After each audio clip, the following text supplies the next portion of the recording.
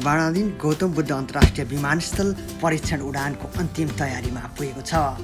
विमानस्थलको प्राविधिक तर्फको काम सकिएपछि अब परीक्षण उडानको तयारी गरिएको हो।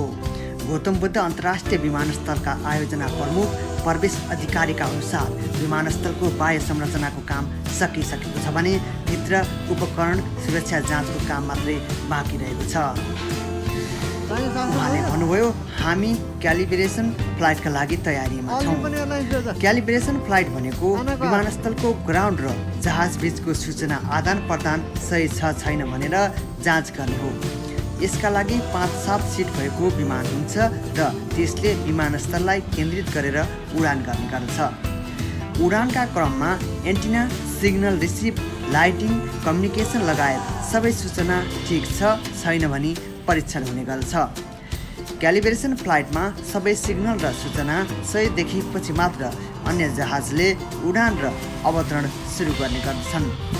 गौतम बुद्ध विमानस्थलमा क्यालिब्रेसन फ्लाइटका लागि एरो थाईसँग सम्झौता भएको छ। परीक्षण उडान कहिले गर्ने भन्ने विषय एरो थाईमा भर पर्नेछ। कोरोना महामारीको कारण परीक्षण उडान केही समय ढिला हुने भने देखिएको छ। गौतम बुद्ध अन्तर्राष्ट्रिय विमानस्थल निर्माणमा मूलतः 3 तहका काम सम्पन्न भएका छन्। पहिलो अन्तर्राष्ट्रिय बोलपत्र ICP-1 अन्तर्गत रु 6 अर्ब 82 करोडको काम भएको छ। दोस्रो अन्तर्राष्ट्रिय बोलपत्र ICP-2 अन्तर्गत 50 करोडको काम र तेस्रोमा मुआवजा वितरण रु 22 अर्ब 40 करोड भएको छ। त्यसका अतिरिक्त कार्गो निर्माणका लागि रु 90 करोडको काम भएको छ। यसरी सबै आयोजनाको काम जोड्दा रु 30 अरबभन्दा बढीको लगानीमा भैरवा स्थित गौतम बुद्ध अन्तर्राष्ट्रिय विमानस्थल निर्माण हुने भएको छ। यो रकममा नेपाल सरकारको 37.4 र ADB को 62.6% लगानी रहेको छ। भैरवा स्थित गौतम बुद्ध विमानस्थललाई अन्तर्राष्ट्रिय स्तरको बनाउन सिनियर ठेकेदार company north west civil aviation airport construction ग्रुपले पहिलो चरणको कामका लागि अन्तर्राष्ट्रिय बोलपत्र ICP-1 मा सम्झौता भएर निर्माण कार्य विक्रम सम्वत 2071 माघ 1 देखि सुरु गरेको हो। कुल 6 अर्ब 22 करोड 51 लाख 30,227 रुपियाँ 91 पैसा लागतमा निर्माण सम्पन्न गरी नर्थ वेस्टले ठेक्का पाएको हो। ICP-1 अन्तर्गत धावन मार्ग 3000 मिटर, 4 वटा लिङ्क ट्याक्सीवे, धावन मार्ग र जहाज पार्किङ क्षेत्र जोड्ने बाटो, 5 वटासम्म अन्तर्राष्ट्रिय जहाज पार्किङ गर्न सक्ने क्षमताका जहाज पार्किङ स्थल, टर्मिनल भवन, प्रशासनिक भवन, कन्ट्रोल टावर, अग्नि नियन्त्रण भवन, पानी ट्याङ्की, तारवाल, नाला, 500 कार अटाउने क्षमता भएको कार पार्किङ, विद्युतीय काम, टर्मिनल बिल्डिङको उपकरण सहितको काम, धावन र ट्याक्सीवे सबै काम रहेका छन्।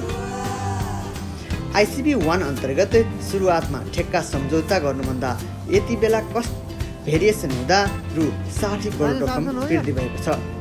मूल्य समायोजनको मूल कारण जहाज उडान र अवतरणको लागि आवश्यक भिजिबिलिटीका थप काम भएको आयोजना प्रमुख अधिकारी बताउनुहुन्छ। अधिकारीका अनुसार सुरुवातमा क्याट 1 अन्तर्गतको काम गर्ने गरी सम्झौता भएको थियो, तर पछि काम गर्दै जाँदा क्याट 2 को स्तरमा काम गर्ने गरी अगाडि बढ्ने भनिएकोले 2075 मङ्सिरमा पहिलो भेरिएसन गरी रु 60 करोड रकम थप गरिएको हो। क्याट 1 मा भिजिबिलिटी 550 मा उडान अवतरण हुने गर्दछ भने क्याट 2 मा 350 भिजिबिलिटीमा उडान र अवतरण हुने गर्दछ। क्याट 2 का लागि आवश्यक पूर्वाधार, धावन मार्गको सबै लाइटको प्रोजेक्ट र उपकरणको स्तरीयता वृद्धि गरिएकोले सुरुवाती लागतमा वृद्धि भएको आयोजना अधिकारीको तर्क रहेको छ। यस्तै यस गौतम बुद्ध अन्तर्राष्ट्रिय विमानस्थलको दोस्रो चरणको अन्तर्राष्ट्रिय बोलपत्र ICP-2 मार्फत सन् 2019 मार्चमा रु 50 करोड लागतमा aeronautical radio of Thailand aero थाईले ठेक्का प्राप्त गरी 9 महिनाभित्र काम सम्पन्न गर्ने गरी काम अगाडि बढाएको हो। यो परियोजनामा 2 पटक म्याद थप भइसकेको छ। 90% उपकरणको काम रहेको उक्त परियोजनामा जहाजको उडान र अवतरणका लागि आवश्यक उपकरण, जडान, जहाजको स्थिति, लोकेसन र सञ्चार उपकरण, VHF radio, HF system ATC control MSVCS ATIS system automatic weather observation system गरी मुख्य 10 किसिमका काम भएका छन्। आवश्यक सबै उपकरण अमेरिका, बेलायत, अस्ट्रेलिया, थाइल्यान्ड र अस्ट्रियाबाट ल्याइएको ICB-2 का परियोजना व्यवस्थापक परबिन न्युपाने बताउनुहुन्छ। उहाँले भन्नुहुन्छ, आवश्यक सबै उपकरण जडान भइसकेको छ, अब परीक्षणको काम बाँकी छ। गौतम बुद्ध विमानस्थलका लागि आवश्यक जग्गा अतिक्रमण गरेर मुआवजा दिने काम पनि लगभग सकिएको छ। आयोजना प्रमुख अधिकारीका अनुसार अहिलेसम्म रु 22 अर्ब 40 करोड 14,79,437 मुआवजा स्वरूप वितरण गरिएको छ। अधिकरण गरेको जग्गासहित गौतम बुद्ध विमानस्थलको स्वामित्वमा यति बेला 10,500 रोपनी जग्गा रहेको छ। यो क्षेत्रफलमा फैलिएको जग्गामा निर्मित अत्यावश्यक भौतिक पूर्वाधारले आगामी 50 वर्षसम्म अन्तर्राष्ट्रिय स्तरको उडान र अवतरण थ्याक्ने क्षमता राख्दछ।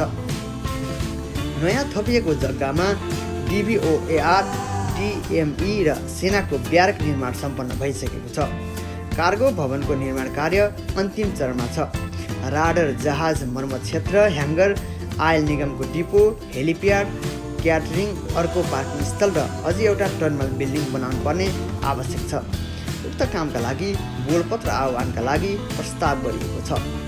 भैरहवामा रहेको गौतम बुद्ध विमानस्थललाई धेरैले भैरवा विमानस्थल भनेर चिन्ने गर्दछन्। घरेलु विमानस्थलका रूपमा रहेको यो विमानस्थलको स्तर उन्नति गर्ने भन्दै औपचारिक रूपमा 2071 साल मार्च 1 गते तत्कालीन प्रधानमन्त्री सुशील कोइरालाले शिलान्यास गरेका हुन्। अहिलेको गौतम बुद्ध विमानस्थल विक्रम सम्वत 2011 सालमा पूर्व प्रधानमन्त्री डाक्टर KI सिंह र काशीप्रसाद श्रीवास्तवको पहलमा निर्माण भएको हो। सुरुवातका भैरवाको शान्तिनगरमा रहेको विमानस्थल 2020-21 सालताका हालको ठाउँमा स्थानान्तरण भएको स्थानीय जानकार बालकृष्ण भट्टराईले बताएका छन्। भैरवा क्षेत्रमा 2025 को दशकदेखि क्याम्पसमा अध्यापनरत भट्टराईका अनुसार तत्कालीन समय करिब 10 बिघा क्षेत्रफलमा फैलिएको शान्तिनगरको विमानस्थलबाट भैरवा र पोखरा, भैरवा काठमाडौँ उडान हुने गर्दथ्यो। विमानस्थल परिसर कच्ची भए तापनि पक्ली हावामा रहेको ब्रिटिस क्याम्पले बाहिरी बाटो भने पिच गरिदिएको थियो।